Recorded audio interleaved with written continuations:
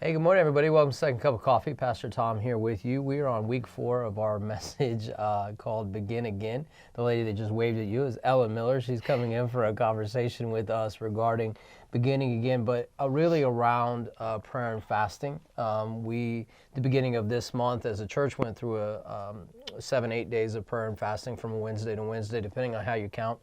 It's 7 or 8 days. And I asked Ellen to come in because I know her personally. I've known her for a long time. And she's a person who is acquainted with prayer and fasting just through her own personal pursuit of Jesus. And she does it outside of corporate things. She does it as the Spirit directs.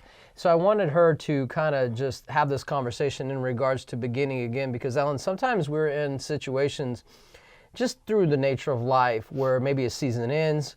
I don't want to talk Christianese. Something happens, right? You've come through whatever it is. It's a situation, maybe, God forbid, it's a divorce, or God, it doesn't have to be a bad thing, but maybe my hearing, maybe my emotions, everything's kind of just scattered all over the board. And I think there's a place of coming before God, even with prayer and fasting, just to refocus for the begin again. Like, starting over, if I could say that. And again, it doesn't have to be a divorce or something tragic like that. Sometimes it could be, I retired, and so where do I go now? Or maybe they force retired me. Where do I go now? Or maybe it was, and there's a lot of different things. Now, I know you've done it on a lot of different levels. You've done it in regards to breakthrough in people's lives. You've done it in regards to healing, and you've seen healings, and that's all free to talk about.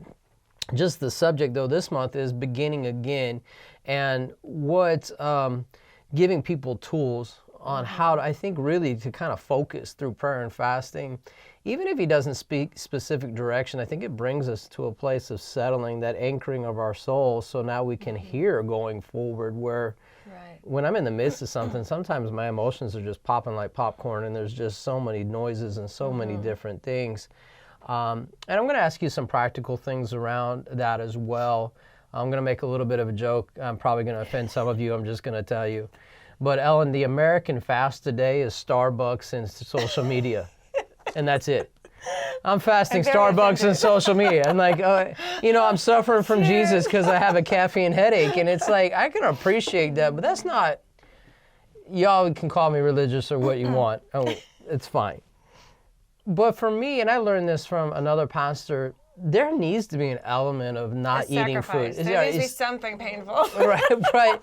Not because Jesus wants me to be suffering, but I think the way I understood it was fasting is actually the covering of my mouth, reserving food. Now, that doesn't mean you have to fast 40 days and 40 nights with just water, even though I think you've probably done that. But for some folks, it may be I fast all day and then I eat at night. Or for some people, it's the Daniel fast, which is fine.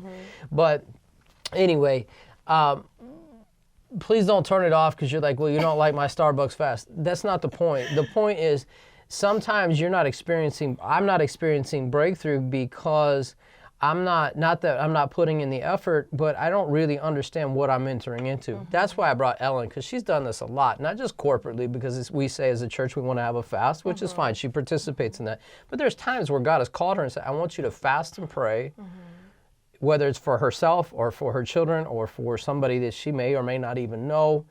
She'll walk through that. And so can you just kind of lay out, number one, how do you hear God in that? And then how do you determine what type of fast you're going to do? So, when I first heard about fasting, I actually was doing fasting when I was like a teenager. I didn't know I was fasting, and I wasn't fasting for the Lord. so that's called just not eating. Exactly. And when I first heard about a 40-day fast, Bell Bright, I was in this church. Oh, wow. I was in the hallway, and I was reading a pamphlet, and I'm reading about 40-day fast and I actually said out loud, if I fasted for 40 days, I'd kill me. And I just couldn't imagine going without food for that long.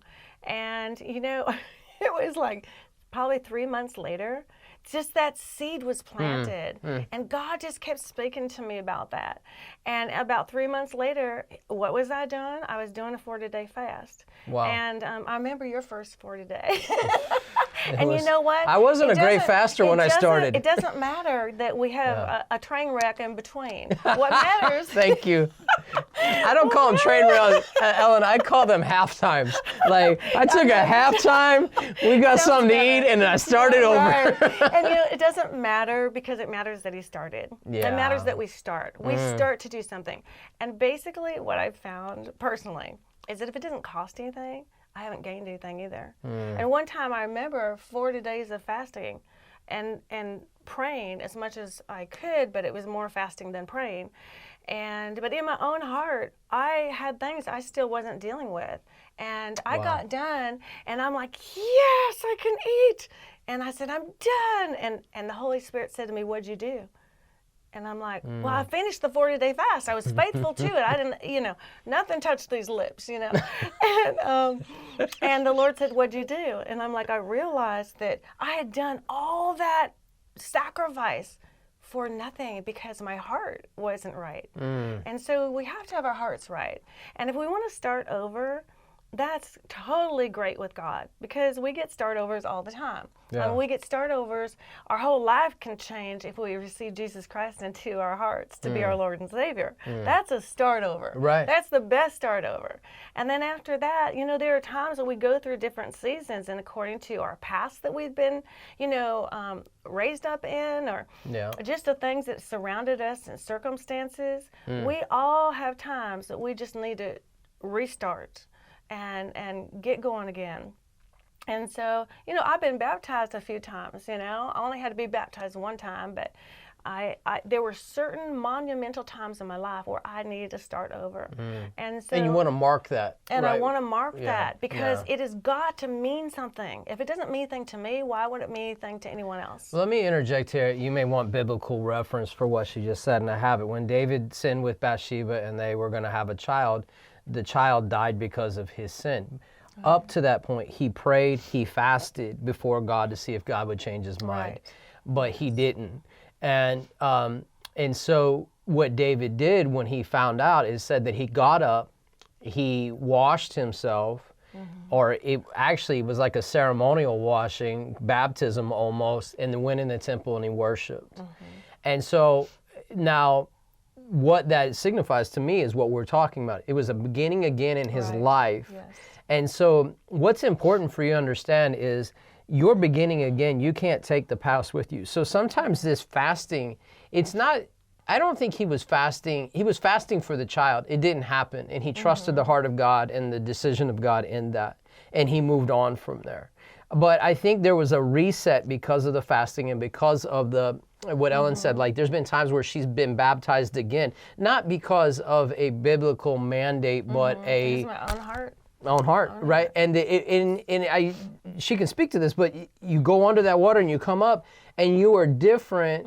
It's marked something in your life of that's over and I'm moving forward. That's right. I can't do anything about that going forward. I can't, and for David, I can't do anything about the baby. I can't do anything about Uriah, but I'm moving forward. And God redeemed that, because the next child they had was Solomon, who became his successor. And if you don't know about that, read it.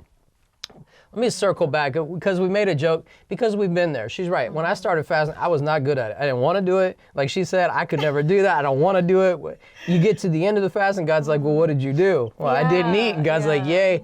And you have to understand the dynamic, and you may not, let me say it a different way. When I say something about your Starbucks and social media fast, it's a joke to bring to a light to your mind that this could be a starting point, but it should not be your finishing point.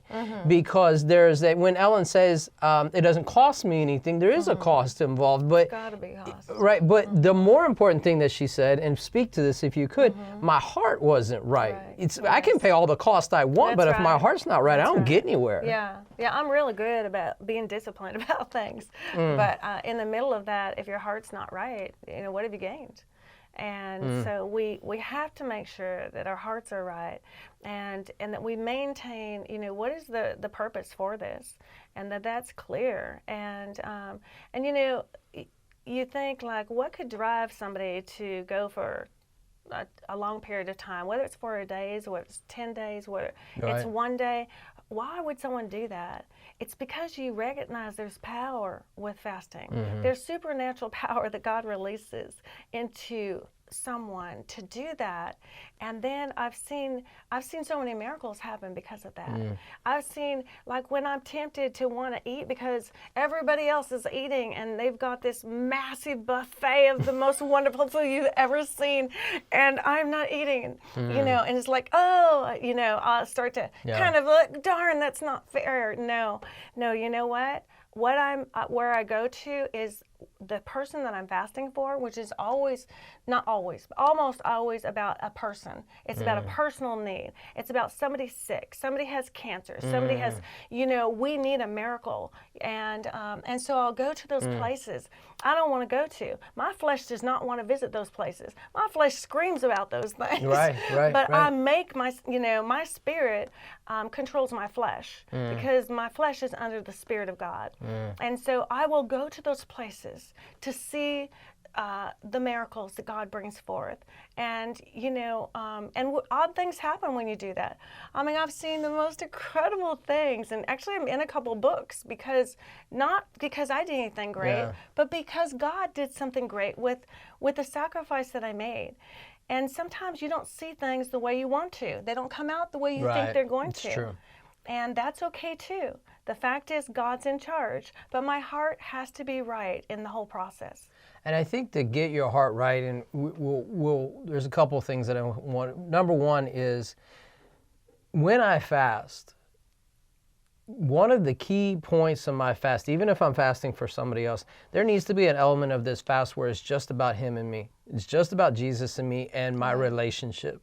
How are we? I'm focusing on us. I'm focusing on, what do you want to speak to me? We could go on for days. There's a lot of places I would love to go. One of them being people, and I've seen people get frustrated. They fast for an answer that they've already determined, but then they fast that they want God to say that, and then they get into the end of the fast and they're no more at peace than they were because the heart isn't right. Their heart wasn't surrendered to whatever He wants to say. So if you're going to fast for an answer, you have to have your heart right, be surrendered to what God wants to say. We could go on and on and on but there is power in fasting. There is power to realign your relationship. There's power that God will release through you for breakthrough in other people's lives, even in your own life. And there is power to begin again in your life, like we saw with David. So where do I start? You know what? If you want to start with Starbucks and social media, that's fine, because but in that, make sure you're searching out God when you're not drinking your coffee and when you're not on social media. Be in your word, be reading. But I would encourage you to ask God in the midst of that fast, help me grow in my fasting. As I've grown in my fasting, I'm like you. I've seen things just day to day where it wasn't even about me. But people will come in and I'll see a breakthrough in something and God will be like, that's because you're fasting. You're right. I remember one time I was, before we went to Africa, God had asked me to fast. And I fasted and prayed, and we're in the midst of the trip, and I'm like, God, I don't know why I fasted. And this lady, if you don't know what manifesting is, she's kind of pitching a fit in front of the, that's the only way I can demonic fit in front of the thing, and people were praying for her, and Apostle Peter Shingaza points to me and says, pray for her. You're like, ooh. Yeah, that's my favorite thing. Can't I just prophesy to somebody? I don't want to get involved in this, but in all seriousness, I look at her, and God says, I just want you to speak peace. And so I just laid my hand gently on her head. It was, she's going through whatever she's going through. And I just said peace. And she just, wow. And it was just like the peace of God just came. And right after that, he spoke to me and said, that's why you fasted. It wasn't one person I didn't even know, didn't know existed, but God asked me to do it. Right. We're not here to knock on your fast. We're asking you to consider, by the grace of God, to ramp up your fast and even begin again in fasting. Because if I had the time, I'd let her sit here and tell you story after story after story. There's people honestly healed from cancer because she fasted. There has been breakthrough in other areas because she chose to fast and pray. And so if you're around RCC, come find her. Hear her stories. If you need help, if you need starting points, talk to her. She'd be happy to tell you how to start, how to persevere. Seriously, how to keep going, how to take a halftime and be okay with that. Brandon, who's behind the camera, tells us a funny story about Lou Engle, who's like the fasting guru of the United States. And he made a comment. He goes, inevitably, I'm on the floor with an empty yogurt can going, God, I'm sorry. But it's not about that. It's not about the fast. Because I've never broke that fast that I can remember ever. But it's not about that, though. But because you got to the end of one, not breaking it, and he still was asking you. I still messed up because my heart wasn't right. So it's about focusing on the Lord. And you know what? If we can move mountains, then why would we settle for a little hill? Yeah, we want to be good. able to use God's gifts in the most powerful way effectively. How are people supposed to know that being a Christian's fun if you don't operate in a dimension outside your own natural abilities? Wow. But when you enter the supernatural, it gets really fun. So if somebody asks you, why are you fasting? Why? I'm beginning again in my fasting. Because why would I want to move a hill when I could move a mountain? That's gold. So, hey, take it from her. She's seen mountains moved. Even if you have a little bit of faith, just let God start stretching it. I ain't mad at you if you do Starbucks and social media, but I'm praying and trusting that you're going to move beyond that because there's many mountains that need to be moved. God bless you and thank you. And we will talk to you soon.